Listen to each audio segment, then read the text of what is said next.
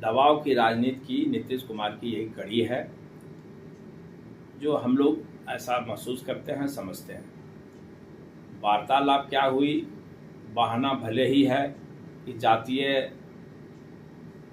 जनगणना होना चाहिए। हम लोगों ने कभी इस बात का विरोध नहीं किया। मुख्यमंत्री जी शासन में हैं, जैसे राज चलाना चाहें। बीजेपी चाहती है कि अब नीतीश कुमार बहुत दिन राज कर लिए, अब मुख्यमंत्री की गद्दी हम लोग को सुपुर्द कर दें और अपने केंद्र के राजनीति में चले जाएं। और ये हमको लगता है कि अभी तक जो भाव भंगिमा माननीय नीतीश कुमार का देखने को मिल रहा है, उनका बॉडी लैंग्वेज यही बता रहा है कि अभी फिलहाल उनके दबाव में आने को ये तैयार नहीं है। नमस्कार, आप देख रहे हैं आर लाइव और मैं हूं अभिषेक मिश्रा। बिहार के मुख्यमंत्री नीतीश कुमार और नेता प्रतिपक्ष तेजस्वी यादव की मुलाकात के बाद बिहार में कयासों का बाजार गर्म है। जाति आधारित जनगणना के बहाने क्या कोई सियासी खिचड़ी पक रही है, ये बड़ा सवाल है। और क्या बिहार में किसी बड़े खेल की आहट सुनी जा रही है, सुनी जा सकती है, यह भी बड़ा सवाल है। इस पर हम बात करेंगे। हमारे साथ कांग्रेस के दिग्गज नेता, पार्टी के एमएलसी समीर कुमार सिंह सर हैं। कल जो मुलाकात हुई है सर, उसकी काफी चर्चा है। नीतीश कुमार और तेजस्वी यादव के बीच की मुलाकात की चर्चा है। अल्टीमेटम 72 घंटों का था। नीतीश कुमार जी ने 24 घंटों में मुलाकात का वक्त दे दिया और तेजस्वी यादव के साथ उनकी पार्टी के कोई नेता नहीं थे, कोई भी विश्वस्त सिपाहसलार जिनको कहते हैं, अगल बगल जो नजर आते हैं, वो भी नहीं थे। अकेले मुख्यमंत्री से मिलने पहुंचे और घंटे भर बंद कमरे में बात हुई। माननीय नीतीश कुमार जी राजनीति के बड़े मजे हुए खिलाड़ी हैं। वो कब कौन दाव खेलेंगे वो किसी को पता नहीं है, यहाँ तक कि उनके जो निकटतम सहयोगी हैं उनको भी पता नहीं। जिस तरह से भारतीय जनता पार्टी उन पर दबाव बना रही है, लगातार दबाव बना रही है, तो वैसी परिस्थिति में इनके पास भी दबाव बनाने की रणनीति है कि तेजस्वी यादव से वार्तालाप किया जाए। और हम समझते हैं कि दबाव की राजनीति की नीतीश कुमार की एक कड़ी है जो हम लोग ऐसा महसूस करते हैं, समझते हैं। वार्तालाप क्या हुई, बहाना भले ही है कि जातीय जनगणना होना चाहिए। हम लोगों ने कभी इस बात का विरोध नहीं किया। मुख्यमंत्री जी शासन में हैं, जैसे राज चलाना चाहें वो चलावें, जनमत उनको मिला है। लेकिन राजनीतिक मर्यादा का पालन करते हुए चलावेंगे, उनकी भी प्रतिष्ठा बढ़ेगी और बिहार की जो गरिमा है वो भी बरकरार रह पाएगा। हम लोग यही उम्मीद करते हैं। जातीय जनगणना सामाजिक विद्वेष का कारण नहीं बने, ये मूल रूप से ध्यान रखने की बात है।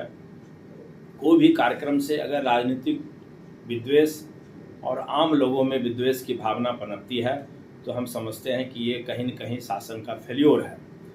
तो हम तो यही सलाह देंगे कि कोई भी कार्यक्रम करें। कांग्रेस पार्टी ने कभी विरोध नहीं किया है, आज भी हम विरोध में नहीं खड़े हैं, लेकिन सामाजिक समरसता का ख्याल करते हुए कार्यक्रम को लागू करें। एक कांग्रेस नेता के तौर पर नहीं, राजनीति में जो आपका दशकों का अनुभव है, उसके आधार पर मैं आपसे पूछ रहा हूं। 3 मुलाकातें हुई हैं तेजस्वी यादव और नीतीश कुमार के बीच हाल के दिनों में। एक राबड़ी आवास में, जब पैदल मुख्यमंत्री नीतीश कुमार एक अन्य मार्ग से पहुंचे। दूसरी जेडीयू की इफ्तार पार्टी में जब तेजस्वी यादव पहुंचे तो उनको गाड़ी तक छोड़ने, और तीसरी कल हुई है। बीजेपी को चिंतित होना चाहिए, बीजेपी के लिए टेंशन की स्थिति है, टेंशन वाली बात है।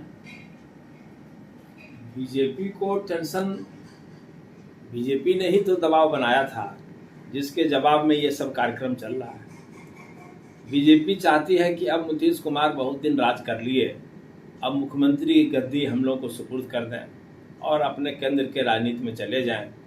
और ये हमको लगता है कि अभी तक जो भाव भंगिमा माननीय नीतीश कुमार का देखने को मिल रहा है, उनका बॉडी लैंग्वेज यही बता रहा है कि अभी फिलहाल उनके दबाव में आने को ये तैयार नहीं हैं और ये मुख्यमंत्री पद पर बने रहना चाहते हैं। अगर मानसिक रूप से ये तैयार हो गए होते तो कुछ न कुछ संकेत हम लोगों को मिल गया होता। बातचीत में कहीं बैठकी में मुख्यमंत्री जी ने कह दिया था कि सभी हाउस में तो हम चले गए, एमएलए बन गए, एमएलसी बन गए, लोकसभा में चल गए, राज्यसभा में नहीं गए। तो इसी से यहाँ राजनीतिक गलियारे में चर्चा तेज हो गई कि राज्यसभा के माध्यम से ये उपसभापति बन सकते हैं, सभापति बन सकते हैं, राज्यसभा के माध्यम से केंद्र में रक्षा मंत्री बन सकते हैं, रेल मंत्री बन सकते हैं। ये अटकल का बाजार गर्म हो गया और उसी दिन से ये चर्चा है।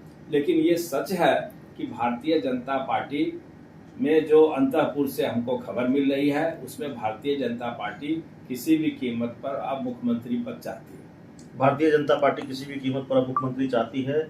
आखिरी सवाल होगा, आपकी पार्टी में क्या चल रहा है? प्रदेश नेतृत्व में बदलाव की आहट सुनाई दे रही थी, उसको लेकर सुगबुगाहट थी बिहार कांग्रेस में। वो मामला ठंडे बस्ते में चला गया है या नेतृत्व परिवर्तन होने जा रहा है बिहार में? बिहार में पार्टी हाईकमांड ने संकेत दिया है और इसी सिलसिले में हमारे प्रदेश अध्यक्ष माननीय मदन मोहन झा जी से इस्तीफा दिया गया। विलम्ब इसलिए हो रहा है कि जयपुर में विचार मंथन का कार्यक्रम है। विचार मंथन के बाद हम समझते हैं कि प्रदेश अध्यक्ष का मसला गंभीर है और बिहार जैसे संवेदनशील राज्य में अध्यक्ष चयन करना है और भविष्य में जैसी कि चर्चा है कि अन्य पड़ोसी राज्यों में भी अध्यक्ष के बदलाव हो सकते हैं, तो एक समीकरण बनाने की बात हो रही है।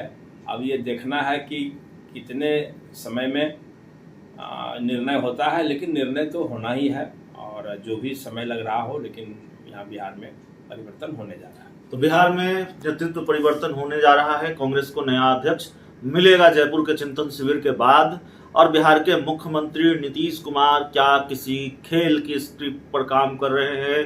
बिहार की सियासत से जुड़ा हुआ आज का सबसे बड़ा सवाल, और इन सवालों पर सबसे ज्यादा इसी सवाल पर चर्चा हो रही है।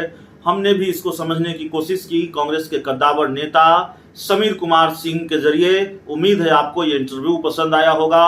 बहुत बहुत धन्यवाद।